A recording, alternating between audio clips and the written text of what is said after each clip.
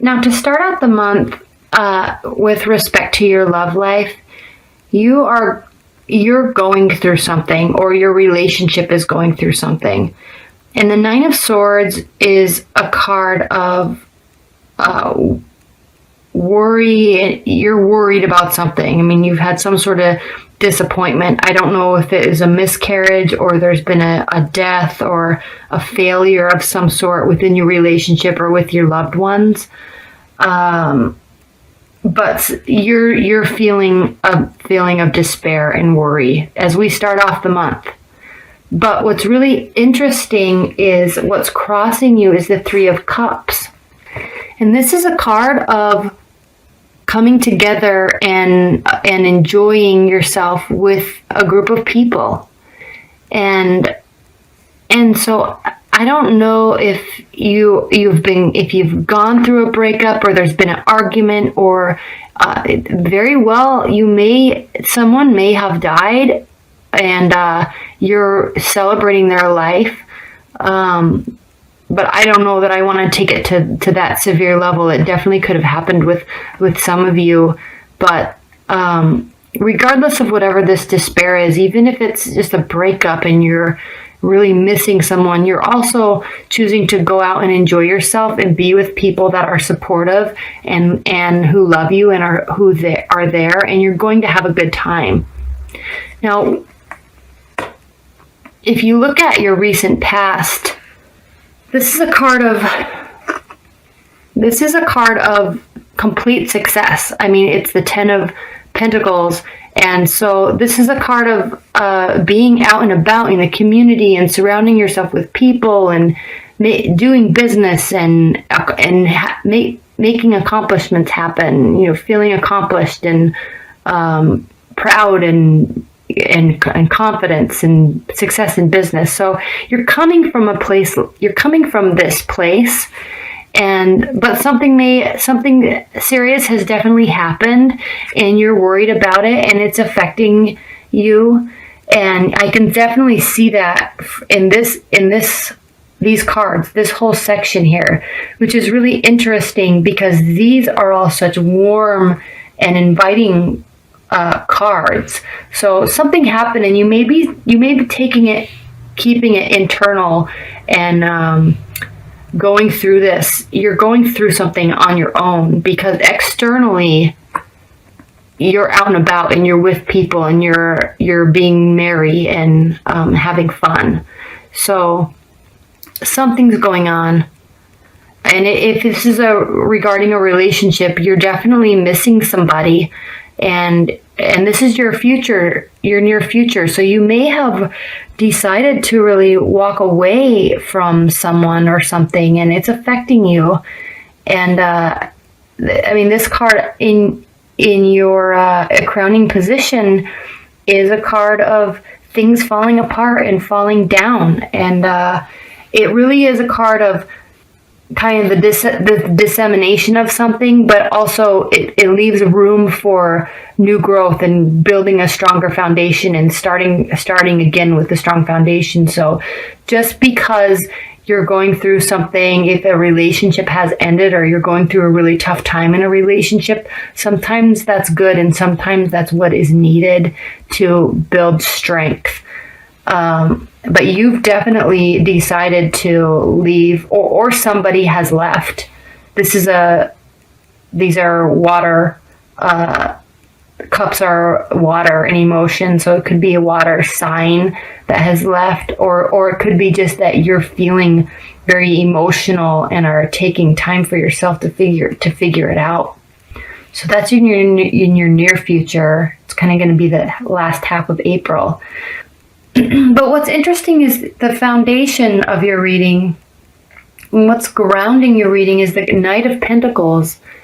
And this is a card of messages and slow, strong, sturdy messages from someone or to someone. Those messages are very slow and thought out.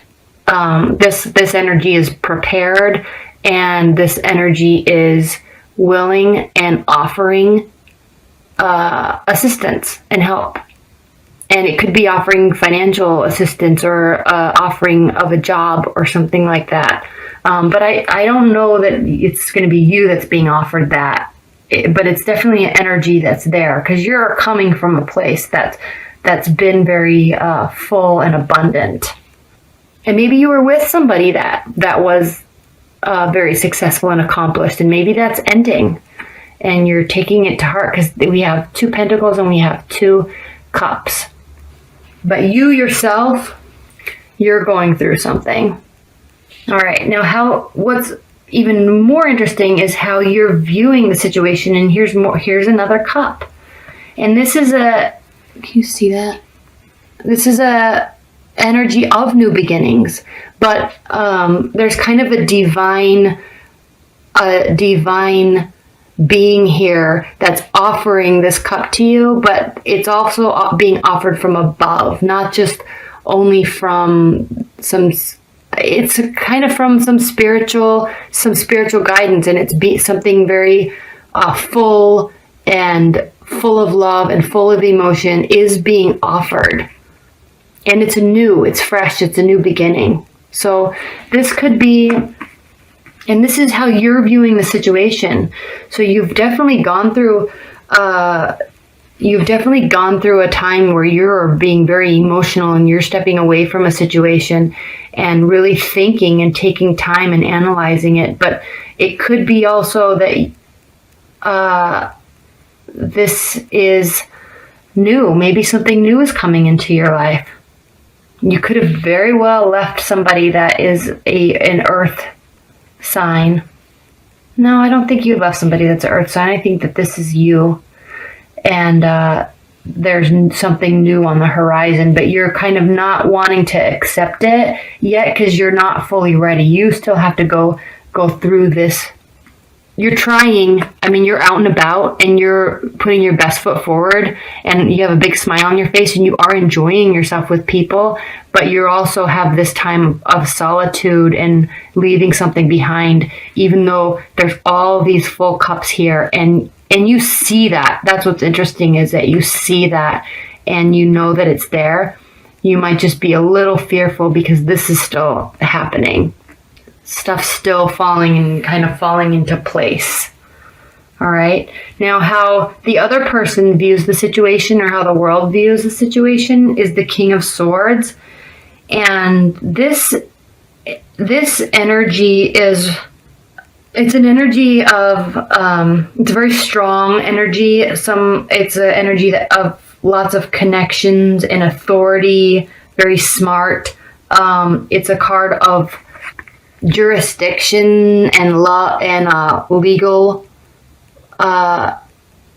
entities. So there may be something that's going on in your life where you may be going through a divorce or a pretty bad breakup, and it's affecting you and it's affecting them. It's affecting them to other people looking in on the situation, or this person, whomever it is.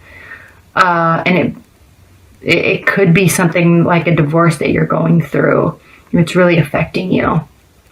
But you're not too worried because you're very grounded, and so you see a lot of hope and you see a bright future and it's starting. And you're excited about it, but you're just still going through this. I'm trying to think if I need to say anything else about that. I mean, if trying to think if you're seeing new people and you are dating and you're just starting to meet people, I think that's kind of what this is. You're not fully ready yet, but you still are, because you know that you should. If you're in a long-term relationship, you could be going through something really terrible with that person that you don't want to have to deal with, and they don't either, but you are for whatever reason. And so, yeah, let's look at, so in your hopes and fears, we have the Empress, and the Empress it's a card.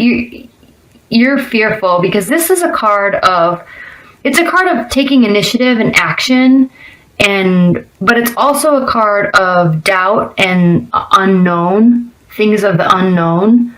But it has a power to it that is very calming, because even though there's things that are unknown and there might be some doubt surrounding it, you're definitely willing, she's definitely willing to take initiative and take action to try to fix it or work towards something new.